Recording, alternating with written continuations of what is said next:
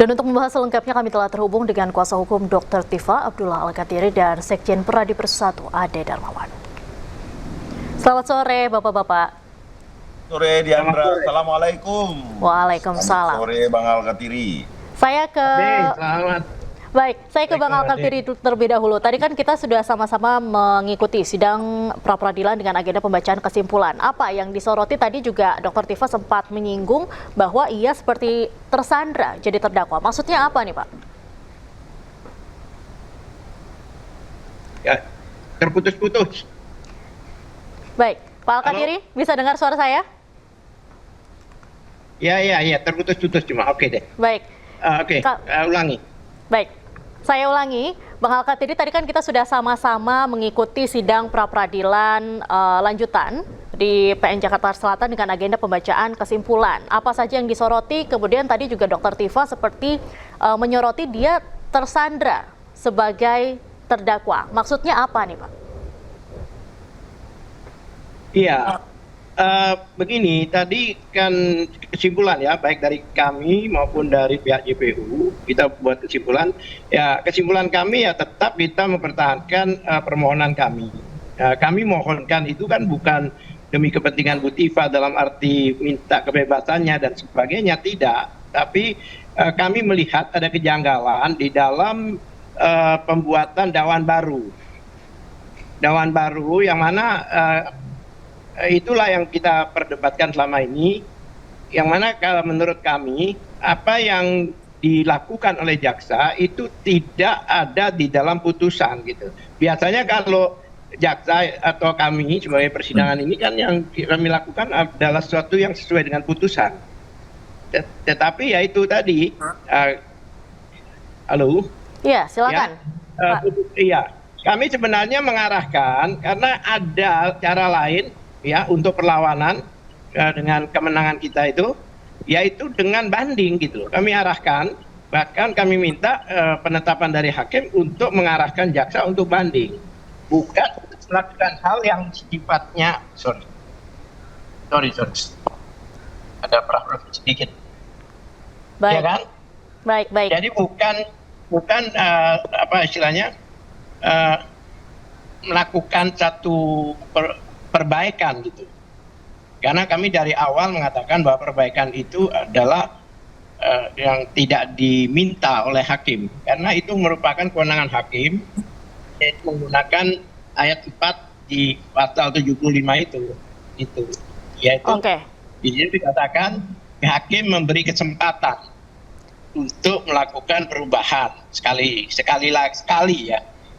Tapi faktanya itu tidak ada. Tidak diminta oleh hakim tidak mengatakan memberi kesempatan, karena itu kan suatu proaktif hakim seharusnya memberikan arahan itu. Itu yang tetap kami pertahankan di kesimpulan kami. Baik, Bang Ade gimana tanggapannya? Diandra, terkait persoalan Prapit, kembali lagi saya menyampaikan Mbak Diandra bahwa itu adalah hak prosedural yang dimiliki oleh Dr. Tifa dan kuasa hukumnya. Tetapi kalau berbicara penggiringan opini, di mana selalu dikatakan tidak ada, dinyatakan di dalam di dalam putusan. Katakanlah tidak terfakta di dalam putusan sesuai dengan amar putusan. Tidak ada dalam amar putusan kita terima. Tetapi fakta peradilannya, rekaman videonya jelas bahwa hakim menyampaikan boleh, ya dapat itu bisa melakukan, bisa tidak. Dapat menggunakan pasal 206 ayat 4 dan pasal 75 ayat 4. Itu adalah fakta peradilan, bukan opini ya, bukan opini yang kemudian disampaikan bahwa itu tidak ada. Jadi ini loh, berkali-kali lagi saya sampaikan Diandra bahwa kalau narasi dilawan fakta itu tidak akan mungkin bisa tercapai suatu hal penggiringan opini yang dilakukan teman-teman. Faktanya kalau jaksa menggunakan itu kan tidak salah juga. Dia boleh menggunakan 206, dia boleh juga menggunakan pasal 75. Tapi oke, that's it, selesai. Kita tidak usah memperdebatkan melalui narasi-narasi yang kemudian ada faktanya. Nah, saat ini yang kita perlu lihat adalah apakah bisa diterima Prapit dari Dr. Tifa ataukah sidang akan tetap digelar di tanggal 27? Kita lihat nanti. Kalau tetap digelar, artinya status kapan sih dikatakan seseorang itu statusnya menjadi terdakwa? Dia menjadi terdakwa pada saat berkas dilimpahkan kepada pengadilan. Artinya didaftarkan melalui nomor perkara yang ada. Artinya sudah jelas bahwa status tersebut kembali menjadi terdakwa. Nah, silakan monggo melakukan pra peradilan sebagai hak daripada teman-teman ini. Nah, kita lihat hasilnya. Gitu aja, Diandra. Baik, Pak Alkatiri, tadi sempat dikatakan oleh Bang Ade bahwa ada penggiringan opini dari pihak Anda. Bagaimana tanggapannya? Ya, bukan penggiringan opini, kita melaksanakan sesuai ketentuan undang-undang. Apa yang kami sampaikan itu adalah apa isi undang-undang dan isi keputusan. Kami tidak pernah membuat opini tanpa dasar. Kalau memang itu dianggap penggiringan opini, itu tidak penggiringan opini. Yang penggiringan opini itu ada kata-kata bahwa ya kalau memang betul-betul ditemukan palsu, ya silakan ke pokok perkara gitu loh. Segera ke pokok perkara. Nah, yang benar kalau seandainya ada asli pun juga segera ditunjukkan, kan begitu. Ya kan? Nah, itu opini namanya gitu. Nah, sebenarnya kalau segera ke pokok perkara ini kan segera bersidang. Tapi kan ada cara yang paling mudah, ya kan? Yaitu segera ditunjukkan kalau memang asli, baik pada masyarakat maupun pada wartawan. Pada media. Tidak ada legal standingnya Pak Alkatiri menyebutkan bahwa harus ditunjukkan pada masyarakat. Bagaimana bisa ceritanya begitu? Anda tidak mewakili masyarakat, Anda mewakili Dr. Tifa kok. Loh, itu kan faktanya, kan ada pelaporan kok legal standing bagaimana? Bukan. Kalau orang bahwa Anda menyatakan apalagi dokumen yang digunakan itu kan dokumen apa namanya publik. Iya, dokumen yang dimasalahkan ini kan yang dokumen menuntut. publik. Menurut undang-undang KPK, bukan KPK, salah itu. KPN kali. Undang-undang KIP itu jelas. Ya. Dokumen itu digunakan sebagai syarat menjadi pejabat publik, maka dokumen publik, maka rakyat berhak mempertanyakan, menanyakan, dan ya kan seperti contohnya Obama pada saat dikatakan bahwa dia bukan warga negara Amerika, dia tunjukkan dia punya apa namanya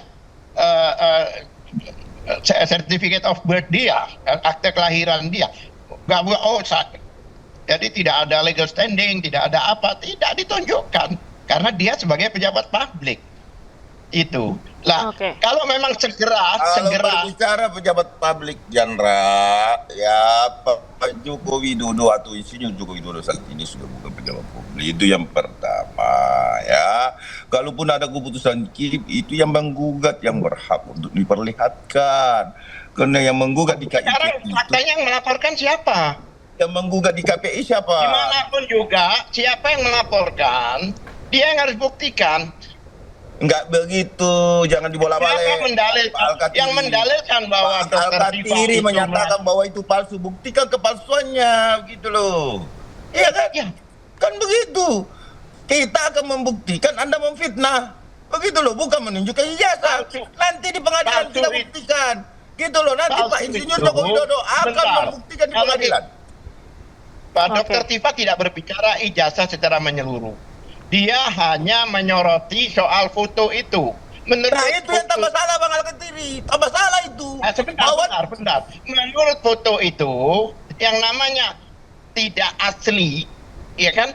Itu dikatakan bahwa ini foto bukan yang sebenarnya. Iya, justru gini loh Bang Alkatiri. Kalau kita berbicara foto asli atau tidak, apalagi berbicara mengenai susunan gigi, itu harus diperiksa fisik orangnya. Tidak boleh dari foto ke foto bahwa kita meyakini ini bukan orangnya. Tidak bisa begitu Bang Alkatiri. Harus diperiksa yang namanya objeknya. Objeknya siapa? Pak Insinyur Joko Widodo. Begitu loh. Itu tambah salah Bang Alkatiri ngomong loh. Tambah salah loh. Sebentar. Lah, kalau kita kembali ke tadi, kita tetap menyatakan bahwa apa yang dilakukan JPU menggunakan perubahan pasal 275 ayat 4 itu tidak sesuai dengan ketentuan. Karena ahli mereka mengatakan bahwa hakim memberikan kesempatan itu adalah demi hukum, bukan. Iya, ketentuannya siapa yang tidak sesuai Bang Al-Katiri. Gini, saya jelaskan Bang Al-Katiri. Sebentar Bang Al-Katiri. Baik, Saya menjelaskan sebentar. Sedikit aja, Diandra. Baik, sedikit, Bang. bahwa penetapan tersangka itu adalah kewenangan daripada siapa? Kepolisian Negara Republik Indonesia. Kemudian Benar. setelah dilempahkan, sebentar Bang Al-Katiri, saya jelasin dulu secara aturan kan begitu.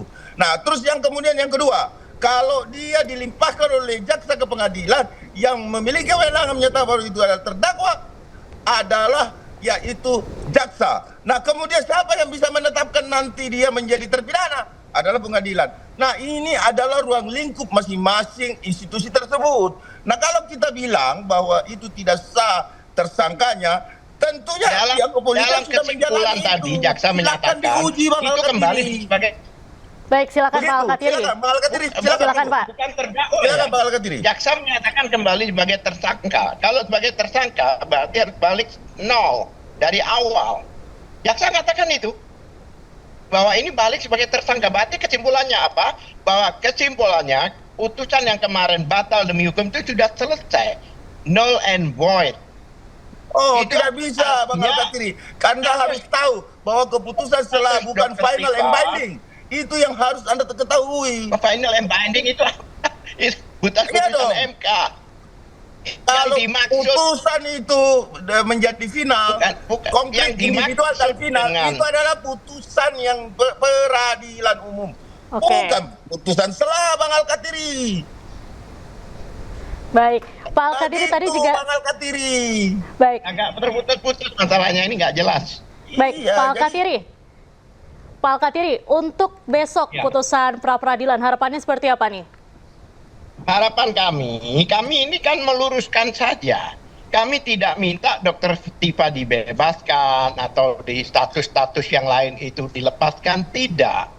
Kami hanya mengarahkan karena baik di dalam putusan hakim yang mengatakan batal demi hukum dan sebagainya itu bukan batal demi Ini?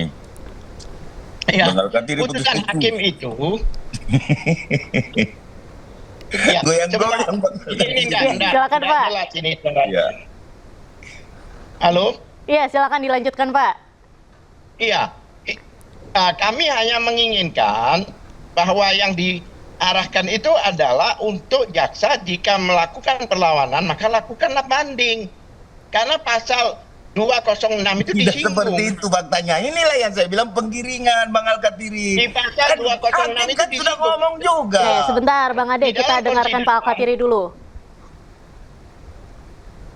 Ya, silakan Pak Al-Katiri, ada yang ingin disampaikan tadi. Di dalam konsideran waktu dalam putusan hakim itu sendiri menyatakan dalam pertimbangannya yaitu memang merujuk pasal 75 tapi yang digunakan yaitu ayat 2B dan 3 kemudian loncat ke 208 yaitu Oke. perlawanan secara kebal. Yang digunakan jaksa sebagai dasar perbaikan itu tidak disebut, tidak disinggung. Yang menarik lagi bahkan dalam proses persidangan yang mana persidangan prapit yang mana jaksa ikut di dalam persidangan itu besoknya jaksa membuat panggilan ya kan undangan terhadap Ibu Tiva untuk hadir di dalam sidang pokok perkara. Nah ini kan Ya. Diandra, Ya, saya menjawab lagi Diandra. ya silakan Bang Ade. Jadi begini Mbak Diandra, sekali lagi saya sampaikan kepada publik biar kita tidak terjadi salah paham di dalam memahami hukum itu sendiri Diandra. Bahwa perlu diketahui putusan selah itu sekali lagi saya sampaikan bahwa putusan selah itu tidak bersifat final and binding, artinya tidak mengikat. Kenapa? Karena yang diputus di situ adalah dakwaannya saja. Sehingga yang perlu diketahui oleh masyarakat bahwa apapun yang dilakukan teman-teman ini jelas bahwa fakta peradilannya ya bahasa dari hakim bisa kita saksikan melalui semua stasiun TV, melalui semua channel ya. Baik. Menyatakan bahwa bisa melakukan dapat menempuh pasal 20 ayat 4 dan pasal 75 ayat 4. Baik. Hal ini adalah fakta, Diandra. Baik. Ini yang tidak boleh salah di dalam penyampaian. Terus kata Al-Katiri tadi tidak Baik. bersifat final and binding. Saya Anda ulangi harus tadi, memahami. Ya. Al-Katiri, kau Saya bicara pahami itu. unfair tadi. Kau baca Baik. itu baik-baik. Putusan selah itu Unfair. bersifat final and binding atau tidak? Tidak. Oke, Saya baik, jawab kita tidak. sudah menangkap Jadi. poinnya, Bapak-bapak. Ya.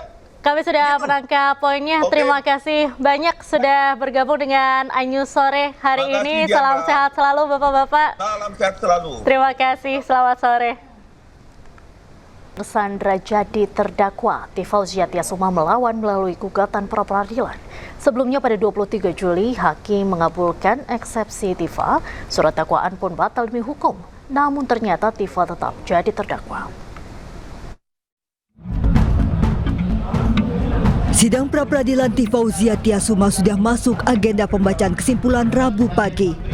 Dr. Tifa soroti kesimpulan jaksa yang masih mengaitkan dengan status P21. Tifa mengkritisi jaksa yang mengabaikan putusan selah hakim Pengadilan Negeri Jakarta Timur yang telah mengabulkan eksepsinya.